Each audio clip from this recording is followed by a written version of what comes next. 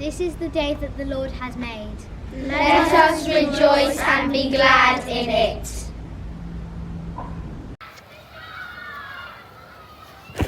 Well, good morning. We're from St Nicholas in Taplow. We've been thinking about community, and our school's right in the heart of the village of Taplow, which is a small community. A community can be made up of a few people or a lot of people, and we like to think in our school that we make a difference to our community. We've got a club which we normally have when we're not in lockdown, which is called Ubuntu. And Ubuntu is an African word which means I am because we are. And that's what community means to us. It means that we are all who we are because we all belong together and we all work together. So let's go and ask some of the children from our Ubuntu group what community means to them. So tell me, what do you think about our school community? How is that made up? Our school community is made up of our parents, governors, pupils, staff and PTA. And so we all work together, don't we, for the good of you, really. We're in school for the pupils. So all the community works together to help each other. So our community isn't necessarily just where we live, is it? We did something on Friday, just before when we started filming this, we were all in our mufti. Can you tell us a little bit about that? So we supported children in need by coming in our mufti and bringing donations. So we were in a way being part of a bigger community, weren't we? We were supporting children who we don't necessarily know, and we were helping to make their lives better. So how do we serve our community from our school? We're part of the Taplow community and we do services at the church where we invite the village to come and watch it, and we sing carols as a choir down at Sainsbury's, our local supermarket, and we raise money for the community. Excellent. So it's our way of doing something, isn't it, to help our local church community and the people in our village as well. So back in the beginning of November, we celebrated something, didn't we, which involved a wider community than just our village and our school. What was that about? It was Remembrance Day when we were fundraising some money for the Royal British Legion. And the Royal British Legion support soldiers and people who fought in wars, don't they? Yeah. And so we're thinking of being part of a bigger community. Again, people that we don't know and will probably never even meet, but people that we can serve by raising money for and remembering on Remembrance Day. Being part of a community is about serving others, even though we don't know who they are. So what else do we do in our school to help our community? At harvest time, we take part in the food share project. So what happens then? We donate food to other communities. Okay, to help people who otherwise couldn't afford to buy their own food, they can just pop into the food share and get enough food for their families. So we've talked about community being our school, our village, our local church, and people that we don't know around the country. What else can you tell us about community?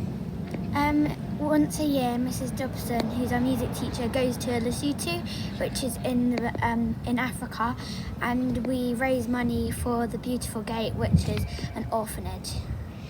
Okay, so we're really part of a worldwide community there, aren't we? A global community. Yeah. Because we're showing love and care for those people out in Africa so many miles away. Yeah. Thank you. We are going to listen to the story of a man named Nicholas, who lived nearly 2,000 years ago in a country today we call Turkey. One cold and frosty evening, Nicholas was out for a walk, wrapped up in his long coat to keep warm. A neighbour had troubles with his business and had become poor. This man had 3 daughters, but not enough money for his family. The 3 daughters could not get married if their family was poor. Nicholas had heard about this and went home to make his plan.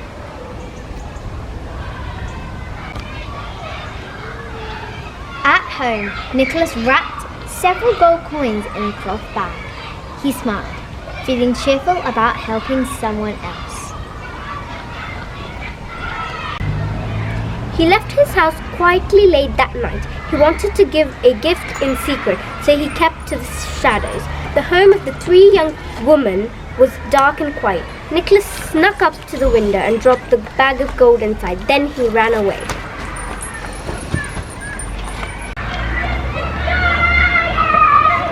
Soon there was great rejoicing in the neighbourhood as the eldest of the daughters got married. The coins had paid for food and clothes for the family. Nicholas smiled and prepared another bag of gold.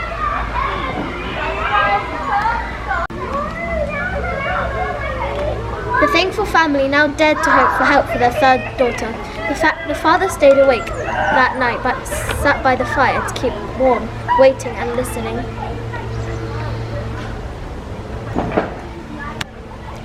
It all happened as before, but this time the father chased and caught Nicholas. He fell to his knees. "Thank you, thank you, thank you," he shouted. "We are so grateful."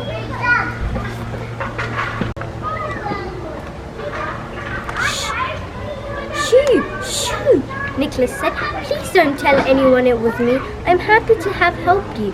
That's thanks enough for me.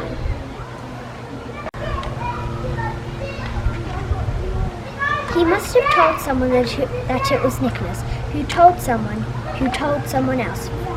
For we are hearing this story today. Nicholas cared about his community and he wanted to help people in need who are part of the community.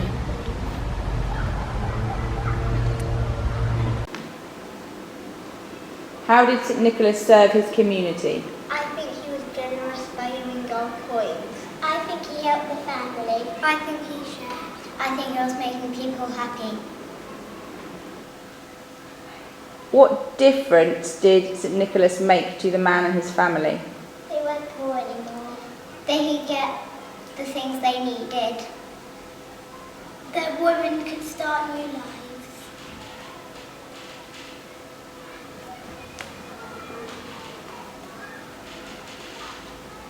Why didn't St. Nicholas want thanks for the gifts he gave? I think he was secret because he didn't want anybody to know. I think because he was humble and so he didn't want lots of thanks. Because people would be shouting at him, "Thank you, thank you, thank you."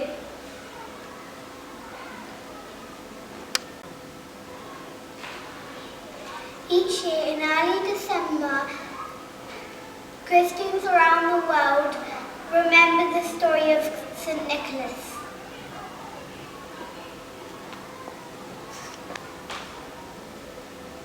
Some give gifts to each other. Some hold parades in the streets. Some give gifts of small chocolate coins to children in their families. Sometimes he brings simple food or sweet treats. Across our globe, St. Nicholas symbolises love and care, especially for children and those in other communities around the world. In our prayers we give thanks for our community. St. Nicholas gives us ideas to show kindness and be kind to others. If you would like to make this your prayer, say Amen at the end of the prayer. Dear Lord, thank you for our wonderful world and our community, all the people that serve each other. Sorry we don't look after our world and others over sometimes.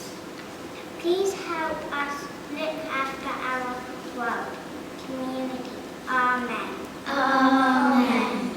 Dear Lord, thank you for St. Nicholas and for the gifts St. Nicholas gave to the family who had 3 daughters and couldn't get married, who would have been servants. Thank you for St. Nick. Amen. Amen. David, thank you for all the kind people who try and help the poor. Sorry that some people dip into other people's buckets, and please help people to fill people's buckets. Amen.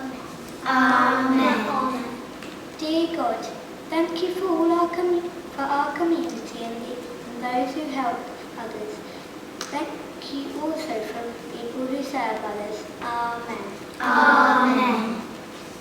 Let us be still and quiet and have some time to think about the words of these prayers and how we can help in our own communities.